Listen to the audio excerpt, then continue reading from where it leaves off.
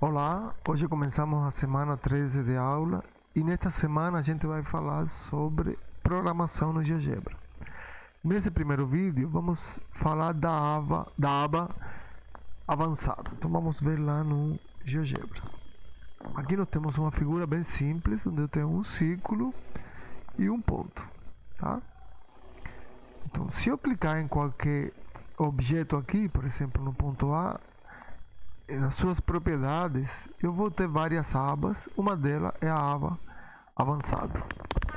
Na aba avançado, que é o que eu quero ver hoje, deixa eu aumentar um pouquinho ela para ficar mais fácil. A gente tem várias coisas. Nós vamos nos concentrar nessas duas primeiras: condição para exibir objetos e cores dinâmicas. Mas quero rapidamente mostrar o que mais tem aqui. O layer, que é camada em português, a gente já usou antes. Se ela nos diz essencialmente que objeto fica na frente e que objeto fica atrás, tá? Então, quanto maior o número da camada, mais para frente fica nosso objeto. A gente já viu isso antes. Aqui, tooltip é aquele balão que aparece quando a gente passa o mouse. Aqui se a gente pode selecionar o objeto ou não. E aqui a localização do meu objeto, tá? Além da janela, todo objeto que eu crio, ele automaticamente fica na janela de visualização e na janela de visualização 3D. Mas eu tenho uma segunda janela de visualização, que é a janela de visualização 2. E eu posso colocar alguns objetos em uma ou na outra, tá? Vamos fazer um exemplo aqui.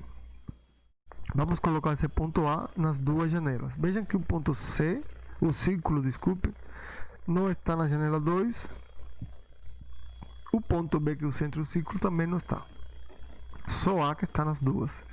Então, se eu exibir aqui a janela de visualização 2, o ponto A aparece, tá? Mas não, deixa eu fechar aqui a álgebra para vocês verem. Ó. O A está nas duas, mas o círculo e o B somente está na janela padrão, tá? Então isso pode ser útil às vezes quando vocês queiram fazer alguma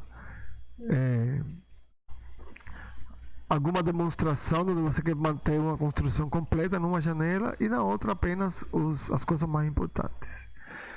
Bom, muito bem, mas vamos nos concentrar nessas duas primeiras opções aqui. A condição para exibir objetos essencialmente faz o quê? Ela diz para a gente se essa condição que eu colocar aqui for verdadeira, então eu exibo o objeto. Se a condição for falsa, eu oculto o meu objeto, tá? Então, por exemplo, como que eu posso usar isso? Vamos dizer que eu só quero mostrar o ponto A quando ele está fora do círculo.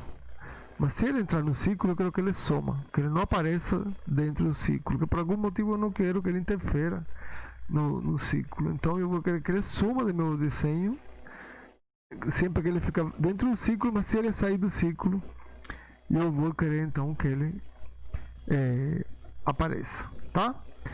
Muito bem.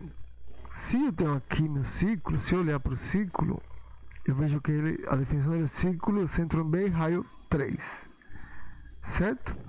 Então isso significa que A está fora do círculo se a distância de A ao centro do círculo for maior que 3, certo? Então vamos pegar e nas propriedades de A, na aba avançado, vamos botar a condição que a distância de A a B é maior que 3. E como eu calculo a distância de A a B? Bom, deixa eu sair daqui rapidinho. Na entrada eu tenho a função distância, então se eu escrever aqui distância, ó, distância de ponto a objeto. Como cada ponto também é um objeto, eu posso calcular a distância de A a B facilmente.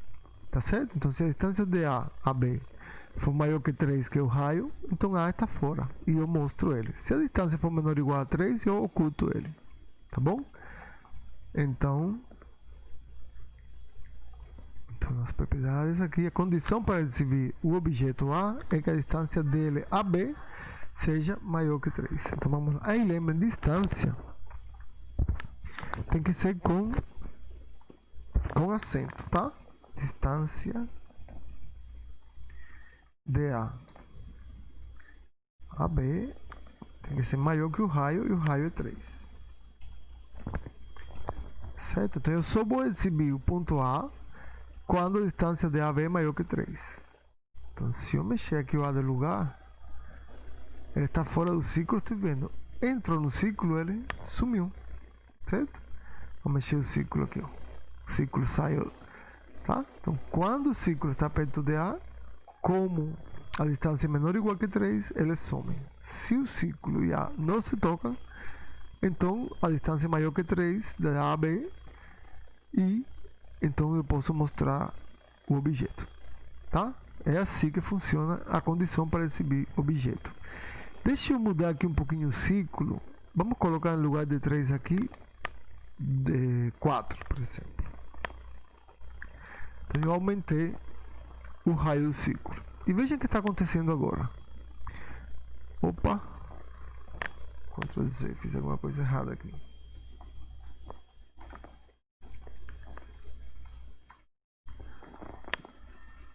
Estou tentando...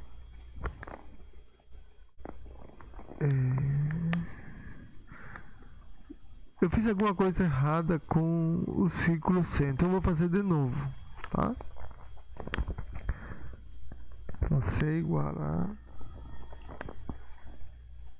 ciclo com centro em B e raio 4.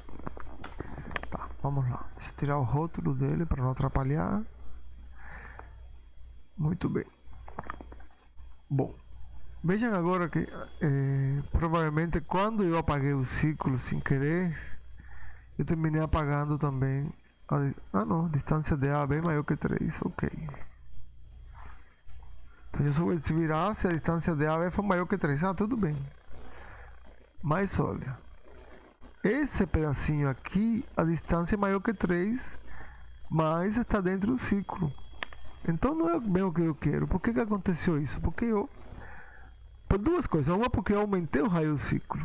Mas o mais importante é porque eu coloquei aqui o raio, o valor numérico. Na hora que eu mudei o raio, não tem como eu acompanhar isso aqui. Então aqui é correto usar a função raio, que me dá o raio do ciclo. Então, em lugar de 3 eu coloco raio do ciclo. O ciclo é C minúsculo. Certo? E agora sim vai funcionar. Olha, tá fora, tudo bem. Mas mesmo que seja só um pouquinho dentro, ele some, tá? Porque agora eu posso mudar o raio, tá? Digamos que eu vou botar o raio agora bem pequeno aqui. O ciclo vamos mudar para raio 2, digamos. Pronto. Ó, vejam que agora o A estava oculto, mas como eu mudei o raio, ele apareceu de novo. Tá? Opa. Então vamos sair daqui. Tá? Então agora está funcionando. Certo? Muito bem. Vamos ver agora a outra opção que eu tenho na aba avançado, que é cores dinâmicas. Então o que são as cores dinâmicas? Bom, primeiro, se você vê que tem aqui um menuzinho que tem vários sistemas de cor, o RGB, HSV e HSL. Eu vou ficar só trabalhar com RGB, tá? Porque é o mais comum, vamos dizer assim, eu me sinto mais tranquilo. O que diz o RGB? RGB me dá 3 números entre 0 e 1, que dá uma combinação de cores vermelho, verde e azul. Então, por exemplo, se os 3 forem 0, a cor que eu vou ter, lembra que aqui estamos com a propriedade do ponto A, certo? Então vejam, o ponto A está aqui. Se eu colocar os 3 em 0,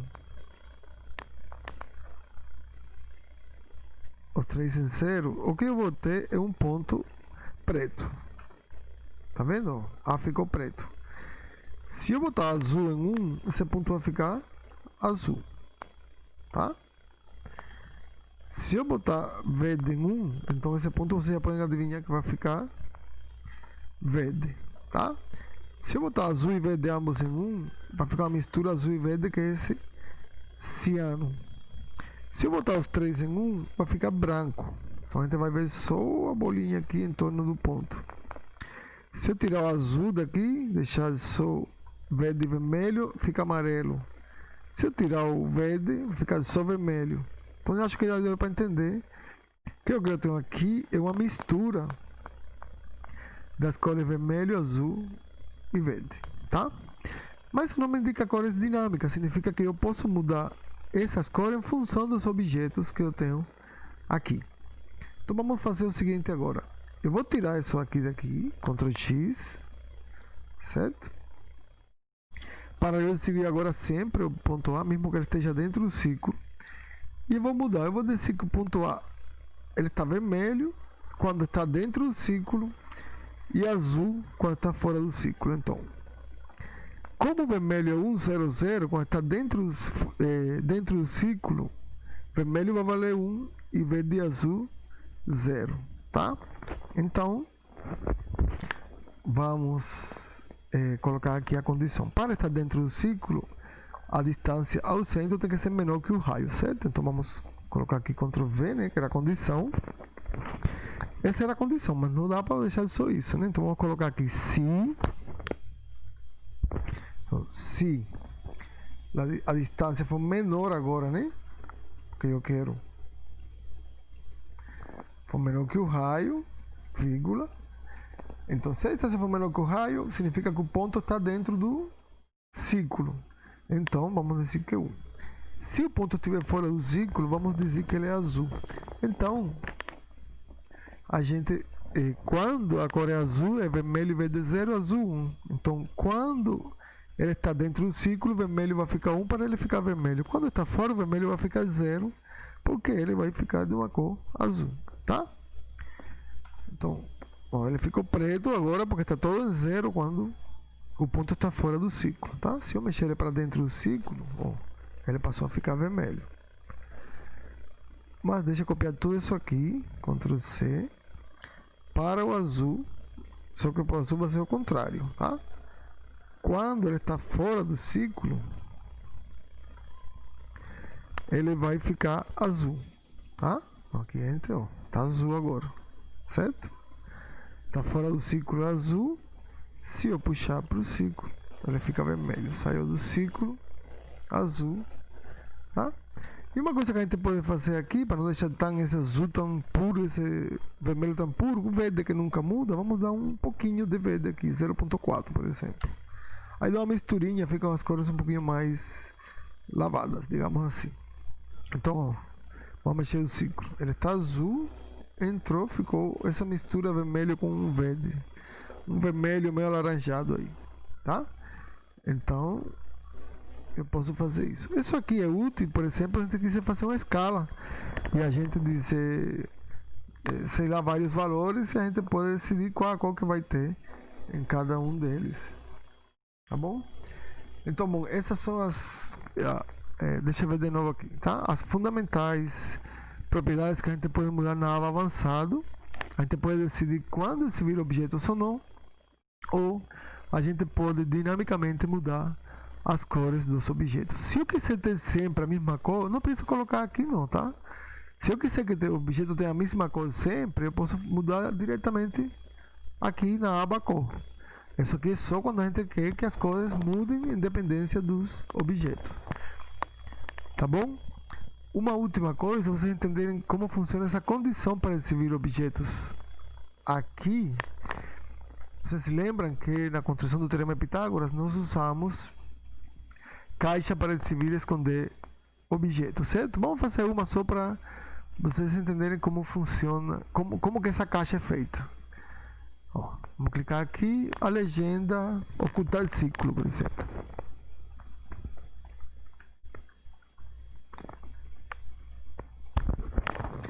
E o ciclo é o objeto que vai ser ocultado. Pronto, aplicar, tá? Então, opa. Se eu clicar aqui, tá? Na verdade, devia ser o contrário, mostrar ciclo, né? Vamos cancelar, desculpa. Propriedades. O correto aqui é mostrar ciclo.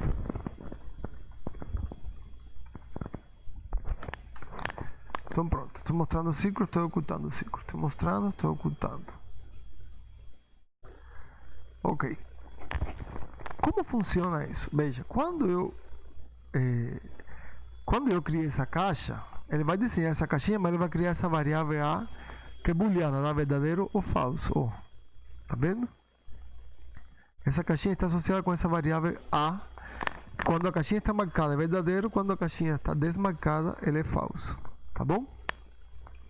E se eu vejo as propriedades do ciclo agora, você vai ver que na avançado, o que aparece aqui, a condição é A. Tá? O que ele fez então? Ele criou uma variável booleana A e ele colocou na condição do ciclo essa variável A. Ou seja, toda vez que A for verdadeiro, eu mostro o ciclo. Toda vez que A for falso, eu não mostro mais o ciclo. Tá? Então vamos, por exemplo, pegar o B. O B não tem nenhuma condição, o B sempre aparece. Mas o B é o centro do ciclo. Se eu colocar aqui a letra A, que significa essa condição, eu sair daqui, agora, quando A for falso, o B também soma aqui o centro do ciclo. Então eles vêm juntos agora. Tá certo? Então, na verdade, essa ferramenta mostrar ciclo, o que faz é criar aqui um texto com uma caixinha e muda o valor de uma certa variável. E essa variável que é usada como condição para mostrar os objetos que a gente criou. Tá? Então, o GeoGebra está usando as próprias ferramentas dela para fazer coisas novas. Bom, isso é tudo por agora. Vamos ver depois, no outro vídeo, algumas dessas coisas aqui, dessas ferramentas aqui. Até logo.